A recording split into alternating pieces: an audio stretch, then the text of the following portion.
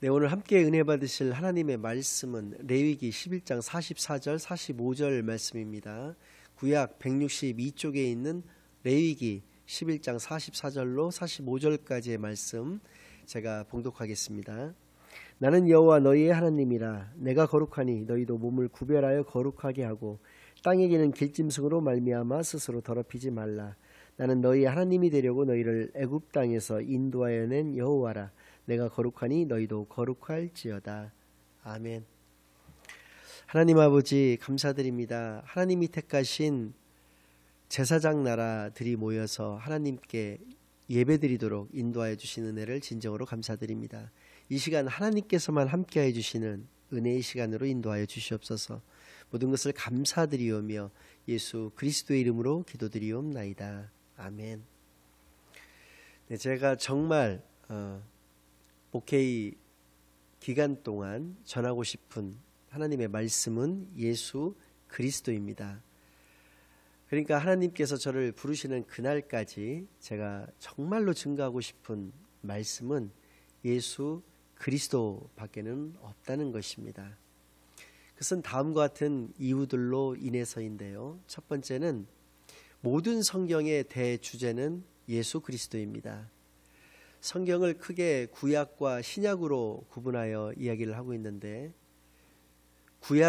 구약과 신약을 구분하는 그 기준은 예수 그리스도라는 것입니다. 그래서 구약을 오실 예수님에 대한 기록, 신약을 오신 예수님에 대한 기록이라고 이야기들을 합니다. 두 번째는 인류의 역사에 대한 구분의 기준도 예수 그리스도라는 것입니다. BC와 AD로 나누어 구분을 하고 있는데요. BC는 영어로 Before Christ라고 하고 있습니다. 즉 예수님이 이 땅에 오시기 전의 인류의 역사를 BC라고 이야기를 하고 있고, AD는 아노 도미니라고 하는 라틴어인데 그리스도의 해라고 하는 의미를 가지고 있습니다. 즉 AD라고 하는 것은 그리스도가 이 땅에 육신으로 오셔서 계신 때로부터의 인류의 역사를 AD라고 한다는 것입니다. 세 번째는 타 종교와의 구분 때문에 그렇습니다. 예수 그리스도를 이야기하지 않고 있는 종교는 말할 것도 없거니와 카톨릭과 같이 예수 그리스도를 이야기하고 있다 하더라도 기독교만이 진정으로 예수를 그리스도라고 올바르게 전하고 오직 그것만을 진리로 믿고 있는 종교이기 때문에 그렇습니다. 네 번째는 우리를 구원으로 인도하시는 유일한 길, 우리를 구원으로 인도하시는 유일한 진리, 우리를 구원으로 인도하시는 유일한 생명 되시는 분은 예수 그리스도 한 분뿐이시기 때문에 그렇습니다. 그런데 모든 성경의 각 성경별로 소주제들이 또 따로 있습니다. 모세 오경과 같은 경우에는 하나님 나라입니다. 즉 하나님 나라를 통해서 예수 그리스도를 설명해 주고 있는 말씀입니다. 오늘 우리가 살펴볼 레위기도 마찬가지입니다. 우리가 하나님의 자녀로서, 그러니까 예수님의 자녀로서 우리가 어떻게 살아가야 하는가라는 질문을 우리에게 던져주고 있고, 그 정답은 거룩이다라고 얘기를 하고 있습니다. 우리들은 하나님이 택하신 제사장 나라이기 때문에, 즉 하나님이 거룩하시기 때문에 하나님의 자녀인 우리가 마땅히 거룩해야 한다는 것을 잘 설명해주고 있는 성경이 레위기라고 하는 것입니다. 이 레위기의 결론은 그렇습니다. 거룩의 핵심은 사랑이다라는 것입니다. 사랑의 핵심은 예수 그리스도라고 하는 것입니다. 그래서 우리 인생의 핵심은 이 예수를 그리스도로 믿는 믿음이다라고 얘기를 하고 있습니다. 즉 믿음만이 우리를 구원으로 인도할 수 있는 유일한 길이기 때문에 그렇다는 것입니다. 그렇다면 거룩이란 무엇을 의미합니까? 거룩은 구별됨을 말하는 것입니다. 그러면 세상 사람들은 거룩한 모습을 가진 자가 없느냐는 것입니다. 아닙니다. 있습니다. 우리 인류는 하나님의 생기로 생명이 된 존재들입니다. 따라서 하나님을 믿지 않는 사람이라 할지라도 그는 분명 거룩의 모습을 가질 수가 있습니다. 그러나 그들과 하나님의 자녀라고 하는 우리의 또 차이점은 무엇이냐면 우리는 예수 그리스도를 내 안에 주인으로 모시고 있다라고 하는 것입니다. 이 자체가 거룩함이기 때문에 우리가 가지는 거룩함은 진정한 거룩이다. 하나님이 기뻐하시는 거룩이다라고 이야기할 수 있다라는 것입니다. 우리는 지난 1월 첫째 주일로부터 셋째 주일까지 총 3주간에 걸쳐서 이 레위기 19장 말씀을 통해서 이것을 살펴보았었는데요. 오늘도 마찬가지로 19장 말씀을 통해서 이 정확한 개념을 정립할 수 있는 시간이 되기를 간절히 바랍니다. 먼저 많은 사람들이 한국 교회의 위기를 이야기합니다. 또 많은 사람들이 내 삶 속에서 너무나 빈번하게 닥쳐오는 위기들에 대해서 이야기들을 합니다. 이러한 위기들은 어디에서 기인한 것이냐라고 하는 것이죠. 이것은 거룩의 상실 때문이라는 것입니다. 그래서 오늘 본문 말씀을 통해서 우리가 자세하게 살펴보는 시간을 갖겠습니다. 먼저 노예 근성에 찌들은 이스라엘 민족에게 하나님은 거룩하라고 말씀하고 계시다는 것입니다. 민수기 11장 4절로 6절까지의 말씀, 또 민수기 21장 5절 말씀을 통해서 이스라엘 민족들이 얼마나 노예 근성에 찌들어 있는지를 잘 나타내주고 있는데요. 제가 봉독해 올리겠습니다. 순서대로 민수기 11장 4절로 6절까지의 말씀을 먼저 봉독하고 연이어 21장 5절 말씀도 봉독하여 올려드리겠습니다. 그들 중에 섞여 사는 다른 인종들이 탐욕을 품음에 이스라엘 자손도 다시 울며 이르되 누가 우리에게 고기를 주어 먹게 하랴. 우리가 애굽에 있을 때에는 값없이 생선과 오이와 참외와 부추와 파와 마늘들을 먹은 것이 생각나거늘 이제는 우리의 기력이 다하여 이 만나 외에는 보이는 것이 아무것도 없도다. 백성이 하나님과 모세를 향하여 원망하되 어찌하여 우리를 애굽에서 인도해내어 이 광야에서 죽게 하는가. 이곳에는 먹을 것도 없고 물도 없도다. 우리 마음이 이 하찮은 음식을 싫어하노라. 이렇게 원망하고 있는 모습을 볼 수 있습니다. 노예 근성에 두 가지 특징이 있다라는 것입니다. 첫 번째는 남 탓을 하며 원망을 한다는 것입니다. 두 번째는 과거를 이상한 방식으로 회상을 한다는 것입니다. 과거를 이상한 방식을 통해서 그리워한다는 것입니다. 아까 읽은 본문 말씀 중에 값없이라고 하는 말씀이 나오고 있는데 값없이 애굽 사람들이 이스라엘 민족들이 이뻐서 그 맛있는 음식을 주었던 것이 아니고 그들은 고된 노역을 이스라엘 백성들에게 시켰던 것입니다. 그 대가로서 그 음식들을 제공을 했던 것이죠. 그러한 노예 근성을 벗어날 수 없었던 이 이스라엘 민족에게 거룩하라고 하나님은 명령하고 계시다는 것입니다.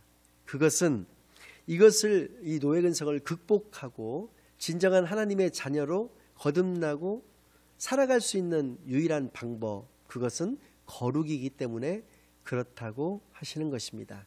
그래서 지난 시간들과 마찬가지로 오늘도 레위기 19장 1절로부터 18절까지의 말씀을 통해서 진정한 하나님이 원하시는 거룩의 모습은 어떠한 모습인가, 우리의 삶 속에서 어떻게 우리가 거룩의 모습을 가지고 살아가야 하는 것인가 라는 거에 대해서 살펴보는 시간을 갖도록 하겠습니다. 죄송합니다.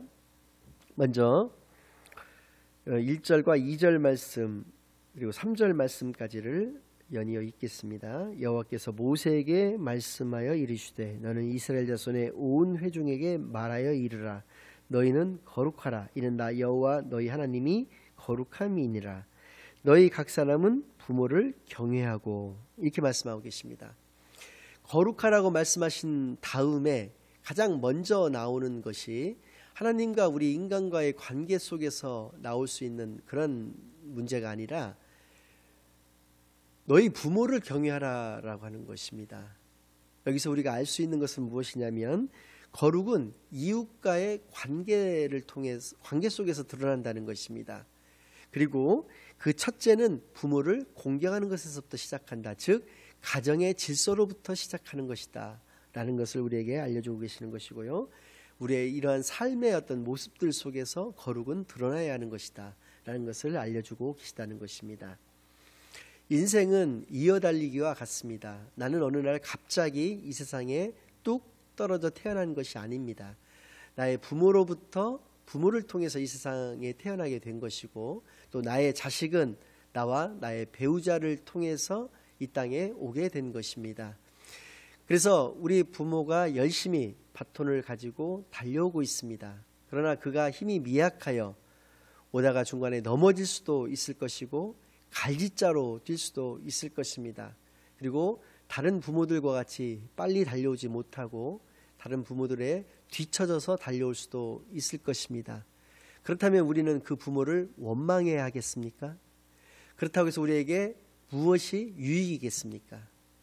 우리는 빨리 그 부모가 있는 자리에 가서 그 바톤을 얼른 이어받아서 그 부모가 감당했어야 될 그 구간도 내가 감당할 수 있는 힘이 있다면 열심히 그 구간을 책임을 지고, 또 나의 구간도 역시 책임을 지고, 내 자식들에게는 내 자식들의 구간을 내 자식들이 잘 달릴 수 있도록 역시 내 구간을 달린 후에 바톤을 잘 넘겨주어야 하는 것입니다.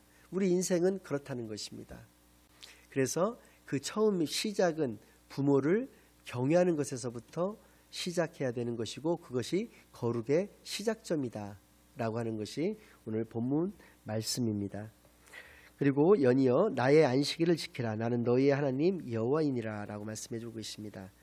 성경상에서 처음으로 나오는, 최초로 나오는 거룩의 개념은 안식이었었습니다.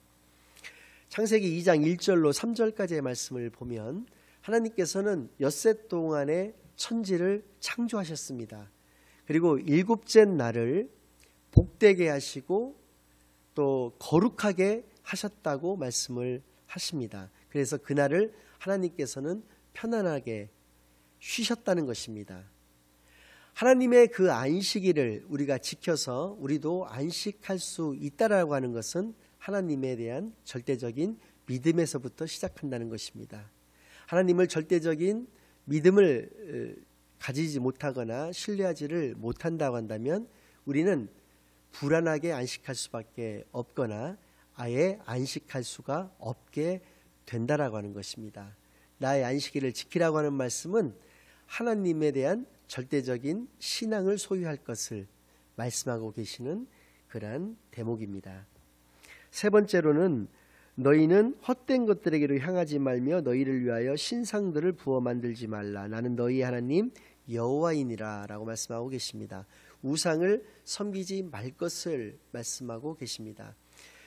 패역한 이스라엘 민족들과 같이 금송아지를 만들어서 이것이 하나님이라고 하면서 그것을 섬기는 그러한 우상뿐만이 아니라 오늘날에는 어떤 교단은 십자가, 교회를 상징하는 그 이미지로 굳어진 그 십자가조차도 우상이 될 수 있다라고 해서 그것을 다 없앤 그러한 교단도 있을 정도입니다. 근데 오늘날에 와서 우리들에게 우상은 무엇이냐면 삶의 최우선 가치를 어디에 두느냐라는 것입니다. 그것이 물론 하나님이라고 한다면 나는 우상을 섬기고 있지 않은 것입니다.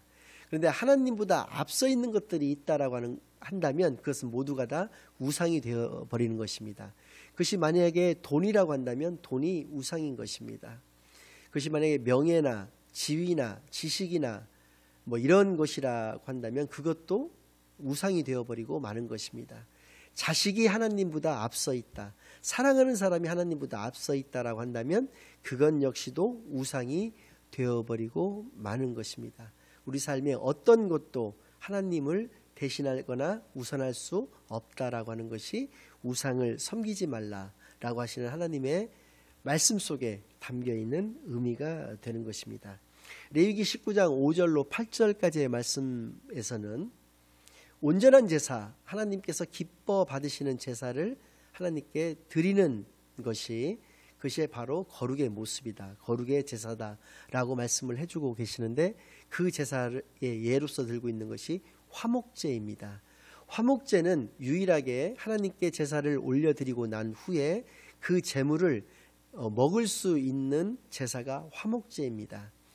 그런데 중요한 것은 그 제사를 드린 첫째 날과 둘째 날까지만 그 제물을 먹을 수 있다라고 하는 것입니다. 셋째 날 먹는 자는 가증한 것이 되어서 그 생명이 빼앗기게 되는 결과를 가지게 된다라고 하는 것입니다. 그렇다면 어떻게 해야 되겠습니까? 만약에 소를 제물로 잡았을 경우에 아무리 많은 대가족이라 할지라도 이틀 안에 그것을 다 먹을 수는 없다라고 하는 것입니다. 그렇다고 한다면 화목제를 드리고 난 뒤에 그 제물을 나누어 먹는 행사는 온 동네에 잔치가 되어야 되고 온 동네에 행사가 되어야 된다는 것입니다. 동네의 유지뿐만 아니라 동네의 과부나 고아나 어려운 어떤 사람들, 소외계층들 모두를 다 불러서 그들과 함께 기뻐 마시며 함께 즐기는 그 모습이 거룩의 모습이다라고 하나님께서 분명하게 말씀해주고 계시다는 것입니다. 경건의 형태를 띠고 경건의 모양을 갖춘 것이 거룩이 아니라 하나님께 제사드리고 하나님께 예배드리고 예배드린 후에 성도들과 함께 모여서 함께 음식을 나누어 먹으며 하나님을 찬양하고 찬미하고 하는 그러한 모습을 하나님께서는 기뻐 받으시는 그런 제사의 모습이 된다라고 하는 것을 우리가 잘 알 수 있다라고 하는 것입니다. 다섯 번째로는 가난한 자들을 도우라라고 말씀하고 계십니다. 너희가 너희의 땅에서 곡식을 거둘 때 너는 밥 모퉁이까지 다 거두지 말고 내 떨어진 이삭도 줍지 말며 내 포도원의 열매를 다 따지 말며 내 포도원에 떨어진 열매도 줍지 말고 가난한 사람과 거류민을 위하여 버려두라. 나는 너희의 하나님 여호와이니라 라고 말씀해 주고 계십니다. 밀레의 만종이라고 하는 그림이 있습니다. 밀레라고 하는 사람이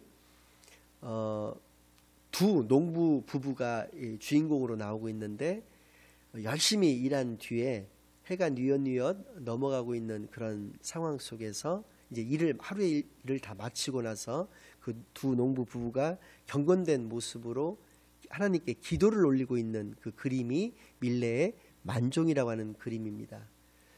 농부의 경건은 그러한 모습이냐라는 것입니다. 그렇지 않다라는 것입니다.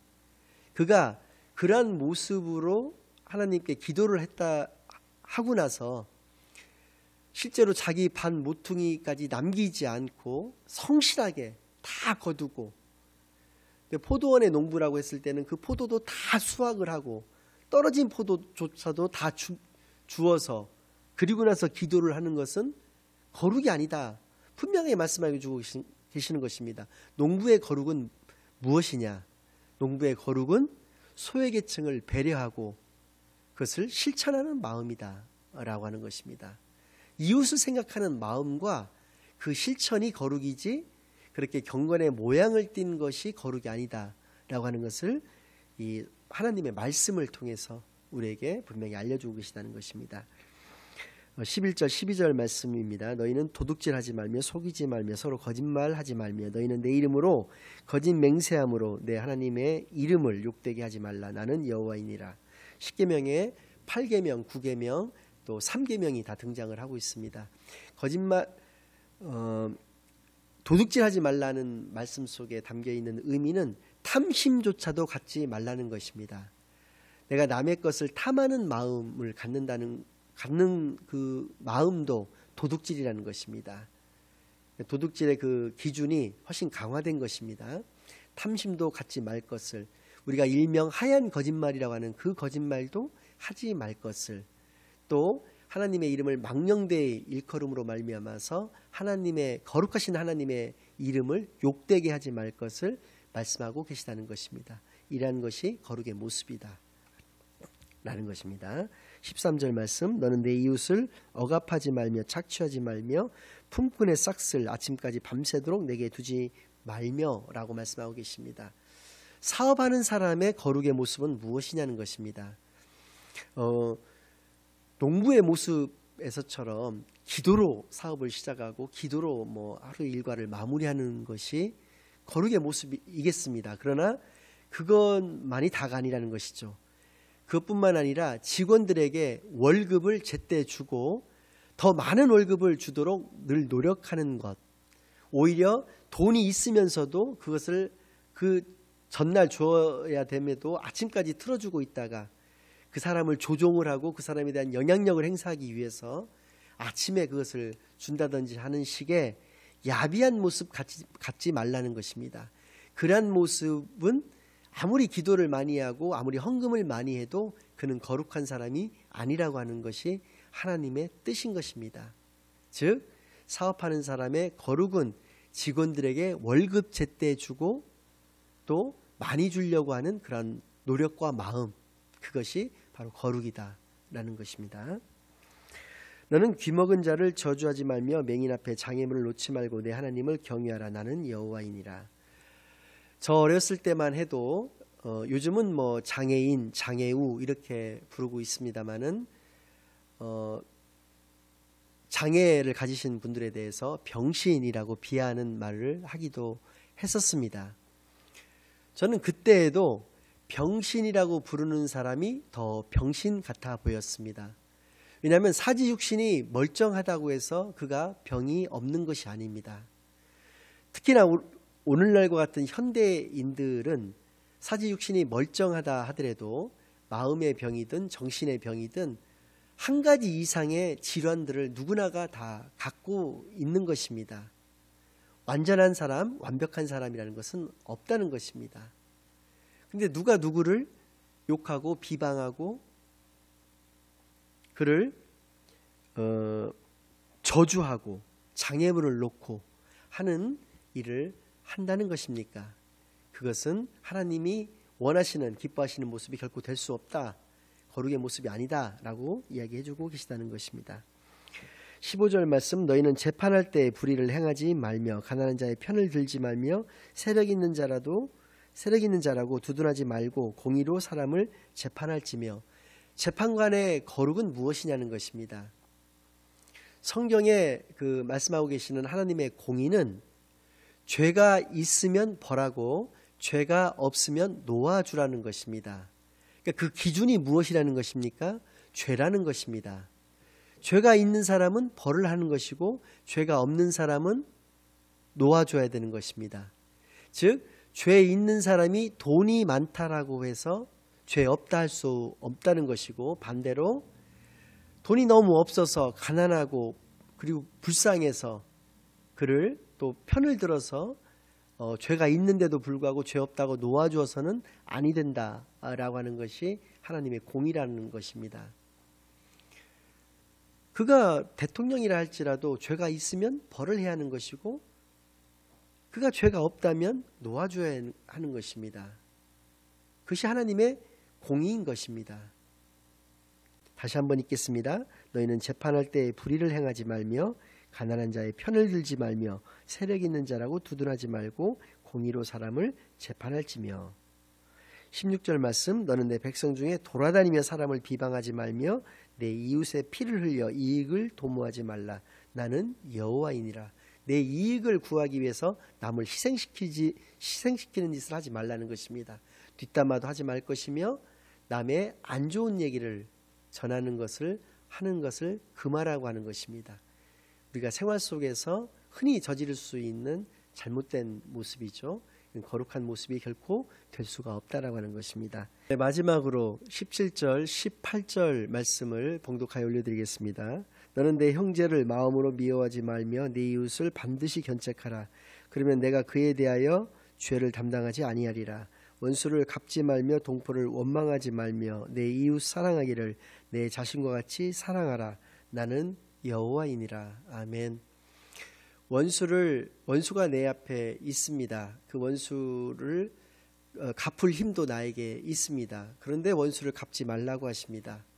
어느 동포가 있는데 그가 나라를 팔아먹었습니다. 그로 인해서 나라가 없어졌습니다. 그를 원망하지 말라고 말씀하고 계십니다.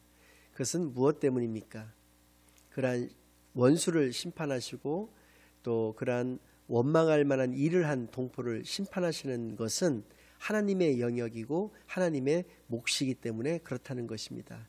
그것에 대한 절대적인 믿음과 인정을 가진 자는 이렇게 할 수 있다라고 하는 것입니다.